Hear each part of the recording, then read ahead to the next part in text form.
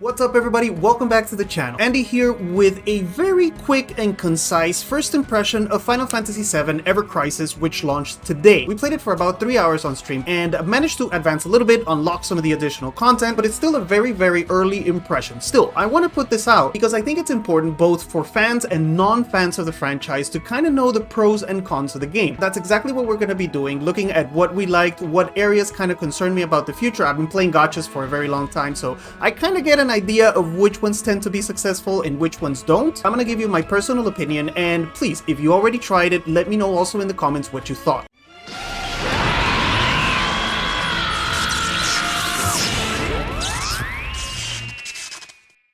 Alright, let's get started and let's get one thing out of the way. I did not play the beta. I tried to avoid as many teasers and trailers as I could. I haven't watched any YouTube videos. I wanted to be surprised by the game, so this is truly as close to a first impression as I can make it. Our first contact with the game was literally a couple of hours ago. Now I'm recording this and I want to give you this fresh outlook. Now, starting off with the good stuff. If you are a fan of RPGs, especially a fan of Final Fantasy, if you like story-heavy games, this is going to be a game that you can enjoy thoroughly. That is because for the first time, I think, in the history of Final Fantasy games, this one, Ever Crisis, is going to attempt to compile all of the different stories and spin-offs about Final Fantasy VII into a single game. This is incredibly appealing both to fans of the series that want to kind of relive everything in some sort of organized manner, and also for anyone who's ever been considering getting into the series but was scared about having to buy them on different platforms. Do I get the original? Do I get the remake? I don't have access to this. With this game, which is on mobile, which most of us now have a smartphone, you'll be able to enjoy all of it, and it is very story driven. I want to emphasize this. There is a lot of chapters that you play that, for example, have no battle at all. It's just going to introduce you into characters with maybe a tiny bit of action, but it's going to be mainly story, right? Just like when we play a regular RPG, we kind of have to get into it, get to know everyone before we start enjoying it. This game is going to be no different. Now, since it is a gacha and the main element of gachas is the battle system, then it is going to have a lot of battles there interspersed with the story elements. Still, you will be sitting through a lot of dialogues, but there is always the skip function. Not something that I would encourage, as this is, in my opinion, one of the best stories that has ever been written for video games. I would suggest that you sit down when you have some time, take it easy. Today we played for about 3 hours. We didn't make a huge amount of progress, but it's because we were learning the story for people that were new on the stream to the story of Final Fantasy VII, and also all of the different areas that it has, because it does have quite a few, and I haven't even unlocked everything. That's the first thing I'll mention though. It is heavy on the story element, which to me is fantastic, being a longtime fan of the series. Also an avid RPG player, this is exactly what I like. If you don't like story,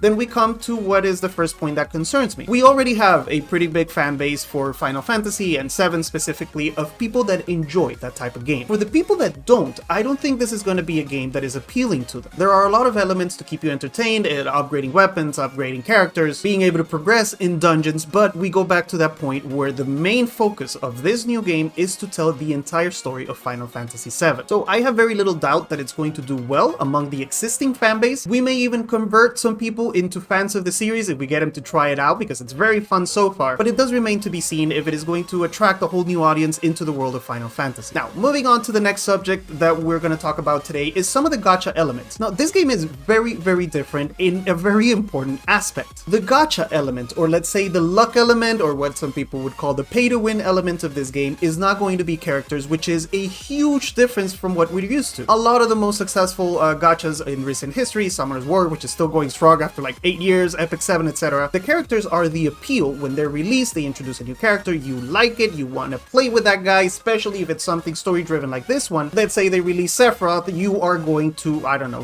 second mortgage your house to get him. That's not the case in this game. For example, on launch today, we have all of the characters in the game available. Straight out of the box, you don't have to summon, you don't have to pay, you don't have to get lucky. The gacha is going to come in a completely different fashion, because it is going to be the weapons and also costumes that you can equip on your characters that basically decide everything. It is the weapons that control the abilities that the character can use. There's materia as well that you can equip, but weapons are really the big draw here in this game. How much that's going to force, let's say, people into buying, which is what gachas try to do, right? They're called money grabs for a reason. They like characters, they spend for them. Are people going to spend the same amount of money just to get a weapon? I don't know. Especially if it turns out that the story, which there's only story so far, can be beaten easily without having to have all of the absolutely best weapons in the game, then the draw for people to spend in the gacha element I think is going to be much smaller than what we would usually see. This is cool, you get all the characters to play with, but it may also be a drawback in the long run for the money-making part of the business. But before we move on, since we're on the subject of the gacha, the game does seem to be quite generous. I mean, we got a ton of rewards from the pre-registration. Anytime you start one of these games, you get a ton of rewards with your progression through story, missions that are available at the beginning, special packs, they offer a lot of special packs, and when you do get down to actually drawing, which the menu is over here, which is the gacha element to get your weapons and stuff, we're not gonna go into detail about what each of these different sections do, but when you do summon, the game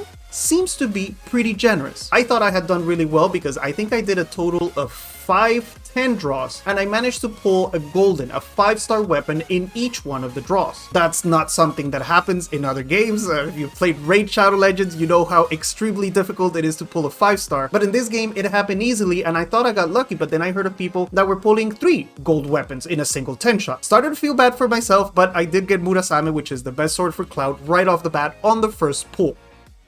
I'm not a huge fan of that either. Fever! Does that mean gold? Does that fever mean gold? Guys. Yes, there's something gold there. And I think that's Cloud. Oh.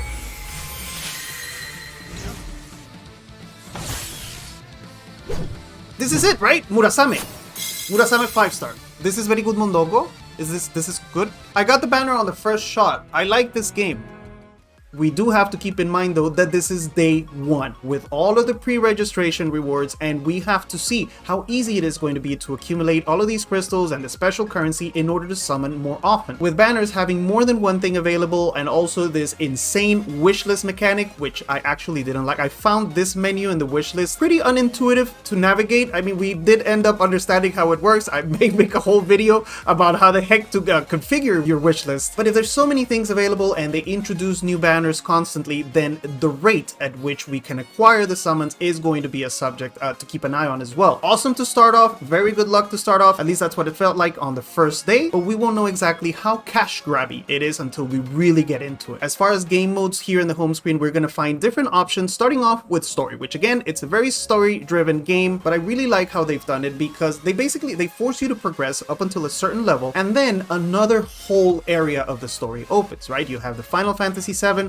original story. As soon as I completed this episode 4, a new area opened up, which is the Crisis Core part of the story, right? And the game will not allow me to advance more in the Final Fantasy VII story until I complete some of the Crisis Core. It took us about 2 hours to get here, again, taking our time, reading the story, looking at all of the menus. We can now move through the Crisis Core story. At some point, we will unlock more of the Final Fantasy VII, and at some point, future point, we will also unlock the first soldier. This is something I'm very much looking forward to, as I have no idea what the heck it's about. So the progression element is pretty well structured, at least in what is here the story. In solo content, we're gonna find what are all the dungeons that allow us to progress, upgrading our weapons, upgrading characters, getting stronger so we eventually don't get stuck in the story mode. And this works very similarly to what you would find in any gacha. You are gonna have different dungeons that pay off different rewards, and when you go into any of them, you're gonna find different levels. If you've ever played Summer's War or any of those games, you know exactly how this works. You beat a level, the next difficulty opens up, and you usually have to level up quite a bit in order to beat the next one. This is pretty typical gacha progression, so really not a huge surprise. What I did find surprising is the battle system, okay? The battle system, when you start off, it looks pretty simple. There's an ATB bar that fills up. This allows you to use special skills. Your character is also going to be doing melee attacks automatically. And just when you thought you've gotten pretty decent at controlling the battle, you find the auto button and you put it on automatic, you increase the speed, and you see what playing the game really looks like, because it does it at a speed at which you are never going to be able to keep up. The good thing is that the auto run is actually pretty efficient. There's a lot of games where you put it on auto and they do completely nonsensical things. Not the case here. They use the abilities they should for the weaknesses of the enemies. They also heal when they need to heal. I actually liked it a lot. I'm running almost everything on automatic now, unless I don't know, I want to have fun actually controlling them. Eventually in gachas, you run everything on automatic. There's very few that you have to actually go and do manual things. The exception would be PvP elements, and that's where we come to another pain point for me. In general, in the long run, for these types of games, what keeps them alive and what keeps them interesting is the PvP elements. We love being able to go up against other people and beating the crap out of them. That's what pushes us to get the new characters, make them stronger, get the weapons, get the gear, equipment, whatever it is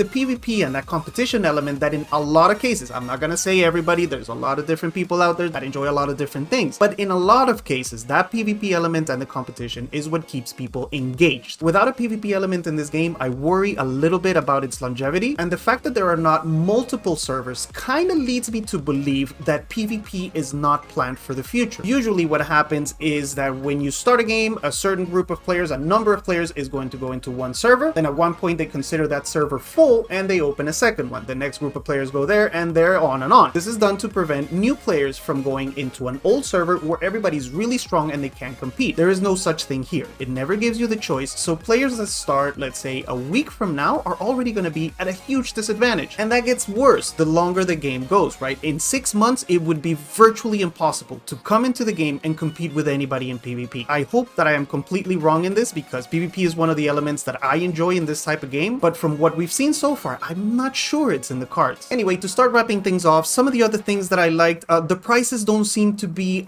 too outrageous. I think the most expensive packs that we saw today are $70. That's the biggest one they'll sell you. There is also a limit to how many times you can buy it monthly, but there's also some daily packs over here that you can splurge on every day. The ability to configure your teams any way you like them to participate both in story and dungeons is really cool as well. There's some limitations to the story that you can do with different parties, but the option is there. It's just a little bit less rewards. Right now, I think we have 9 characters to choose from, if I'm not mistaken. Yes, that's 9, including some of the main characters from Final Fantasy VII, Cloud, Barret, Tifa, Aerith, Red, Zack from Crisis Core, and these 3 new guys, which are completely new, I believe, to the universe. We have no idea what's going to be introduced in the future. Like I said, you have these guys right out of the box, and I believe that when they introduce characters, they are going to be immediately available as well, but I may be mistaken in that area. In the future, we could end up playing with Sephiroth, with some of the Turks, hopefully Valentine someday. So this is really cool, being able to configure them, equipping the weapons, equipping the materia, building the team exactly like you like it, in very much the same way it would be in a AAA big RPG, right? For those of us that like playing with these menus and the equipment and the party building, this is amazing, especially because you could have characters from all of the spin-ups. You could end up using Angel, you could end up using Genesis. Imagine an Angel Genesis Sephiroth team. I would love to run that. So this is one element that I think I'm going to enjoy a lot, just being able to come up with any crazy combination that I can imagine. As long as you can pull the weapons, you should really be able to pull almost anything off here. But that's it, guys. That's going to be all for today. I don't want to stretch this too much. It was a very rough first impression, 3 hours of gameplay. I liked the game so far. My honest personal opinion is that it has the potential to be very fun, but keep in mind this is coming from a Final Fantasy fan. I've always liked this type of game, so I knew I was going to be into it. It's why I mentioned at the beginning, what we really have to see, it's what it's going to do for people that don't have already a love relationship with Final Fantasy. They could end up falling in love with it, or they could end up ignoring it completely. As I mentioned at the start, please remember in the comments, leave me your opinion if you already tried it out today. Let me know what you think. Let me know if you agree with the pros and the cons that I mentioned. I'm gonna say goodbye for today, so if you haven't already, please remember, hit like, subscribe to the channel, ring the bell, and I'll see you guys again very soon.